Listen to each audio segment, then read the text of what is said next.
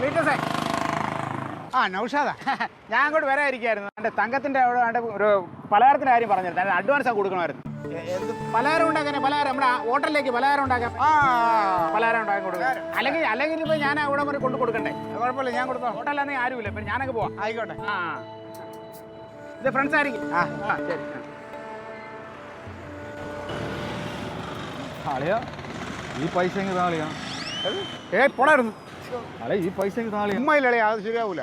ആളിയാ അത് പറയല്ലേ അളിയാ. നീ ഇത് അവൾക്ക് സാധനമൊക്കെ മേടിക്കാനുള്ളതാണ്. അങ്ങനെ തമാശ കളിച്ചാൽ നടക്കൂല. ആളെ അല്ലെങ്കിൽ ഇങ്ങനെ തന്നെ വേണോളെ. ഞാൻ നിനക്ക് എന്തെല്ലാം ഹെൽപ്പ് ചെയ്തിട്ടുണ്ടളിയാ. എനിക്കൊരാവശ്യം വന്നപ്പോൾ എനിക്ക് ഇപ്പോൾ ആരുമില്ല. നിന്റെ അടുത്തും ഇല്ലല്ലോ ഒന്നും തരാൻ. ഇങ്ങനെ തന്നെ വേണം. ഇത് അവള് മറ്റേ ഇതുണ്ടാക്കാൻ വേണ്ടി സാധനം ഉണ്ടാക്കി കടയിലേക്ക് സാധനം വാങ്ങിക്കാനുള്ള പൈസ അഡ്വാൻസ് കൊടുത്തേക്കുന്നതാണ്. അളിയാ ഞാൻ നാളെ എങ്ങനെയെങ്കിലും മറിച്ച് തരാളിയാ. എനിക്ക് അത്രയ്ക്ക് അത്യാവശ്യം അളിയാ. താളിയാ എന്ന് പറഞ്ഞാലേ ഇത് പിന്നെ എടാ നാളെ തരുമോ? തരാളിയാ. കുറച്ച് പൈസ വരാനുണ്ടളിയാ. നിനക്കും പൈസ വരാണ്ട. അത് വേണ്ട. ആ വരാനുള്ള പൈസ എനിക്ക് വേണ്ട. നാളെ അല്ലാതെ നീ എനിക്ക് മറിച്ച് തരുമോ? തരാളിയാ. നാളെ മാമാക്ക് പെൻഷൻ കിട്ടും. തങ്കത്തിനോട് ഞാൻ നീ ഇങ്ങോട്ട് താളിയാ. തങ്കത്തിനോട് എന്ത് പറയുന്നുള്ളതാണ്.